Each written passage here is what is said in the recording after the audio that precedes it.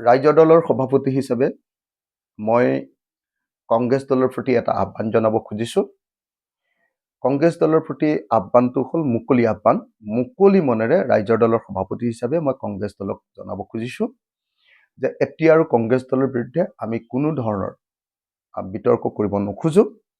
ইলেকশ্যনৰ সময়ত আমাৰ যিবিলাক বিতৰ্ক হ'ল, কংগ্ৰেছ দলৰ পিনৰ পৰাও সভাপতি ভূপেন বৰা ডাঙৰীয়া, গৌৰৱ গগৈ ডাঙৰীয়া, প্ৰদ্যুৎ বৰদলৈ ডাঙৰীয়া, দেৱব্ৰত শইকীয়া ডাঙৰীয়া, তাৰপিছত আৰু তেওঁলোকৰ ৱৰ্কিং প্ৰেচিডেণ্ট আটাইবিলাকে আমাক সমূহীয়াভাৱে আক্ৰমণ কৰিছিলে।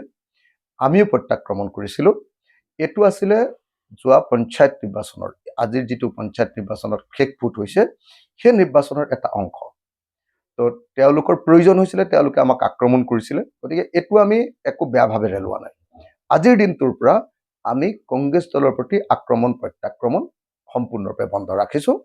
আজিৰ পৰা আমি এটাই আশা কৰিছোঁ যে কংগ্ৰেছ দলে অতি সোনকালে 2026 চনৰ নিৰ্বাচনৰ কাৰণে বিৰোধী ঐক্যমঞ্চ গঠনৰ প্ৰস্তুতো মীমাংসা কৰিব। আমি ৰাইজৰ দলে অহা 30 মে তাৰিখলৈকে অপেক্ষা কৰিম যাতে কংগ্ৰেছ দলে মিত্ৰতা সন্দৰ্ভত এটা স্থিৰ সিদ্ধান্ত গ্ৰহণ কৰে। অহা 30 মেৰ ভিতৰত যাতে মিত্ৰতা সন্দৰ্ভত এটা স্থিৰ সিদ্ধান্ত হয়, ইতিবাচক সিদ্ধান্ত হয় যে কোন দলে ক'ত খেলিব আৰু কেনেকৈ আমি বিজেপিক পৰাভূত কৰিব পাৰিম। সাম্প্ৰদায়িক, ফেচিবাদী, দেশ বিক্ৰী কৰা বিজেপিক আৰু দেশৰ বস্তুৰ মূল্য বৃদ্ধিৰে সমগ্ৰ ভাৰতবাসীক একদম শেষ কৰি দিয়া বিজেপিক আমি কেনেকৈ শেষ কৰিব পাৰিম আৰু দেশৰ ব্যৱসায় বাণিজ্য সম্পূৰ্ণৰূপে শেষ কৰি দিয়া বিজেপিক আমি কেনেকৈ মানে এইবাৰ শাসনৰ পৰা খেদিব পাৰিম, সেই সম্পৰ্কে আমি স্থিৰ সিদ্ধান্তত উপনীত হ'ব লাগে। কংগ্ৰেছ দল, ৰাইজৰ দল আৰু অন্যান্য যিবিলাক দল আছে, সকলো দলে মিলি আমি 2026 চনৰ নিৰ্বাচন খেলিব লাগে।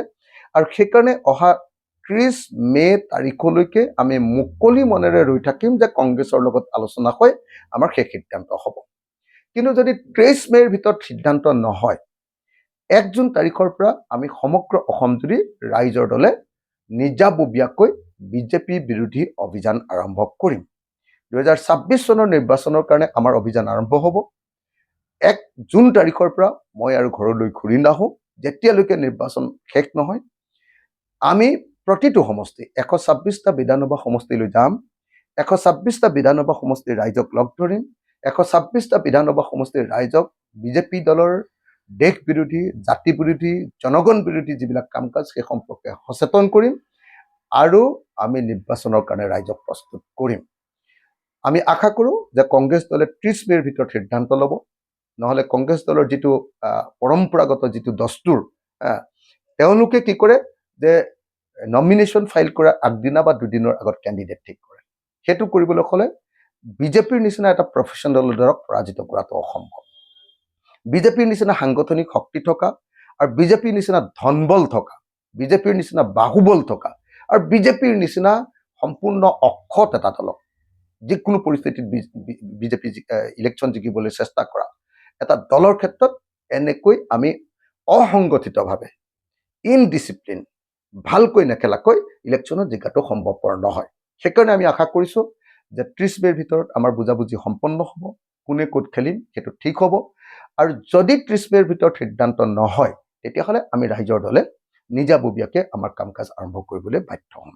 তাৰ আগলৈকে আমি আন সাংগঠনিক কাম কাজবিলাক, আমাৰ আভ্যন্তৰীণ কাম কাজবিলাক কৰি থাকিম আৰু কংগ্ৰেছ দলৰ প্ৰতি অপেক্ষা কৰি ৰৈ থাকিম আৰু আশা কৰিম যে কংগ্ৰেছ দলে এটা সঠিক সিদ্ধান্ত গ্ৰহণ কৰিব আৰু যদি নলয় তেতিয়াহ'লে বিজেপিক হৰুৱাবৰ কাৰণে আমি নিজে সিদ্ধান্ত গ্ৰহণ কৰিম।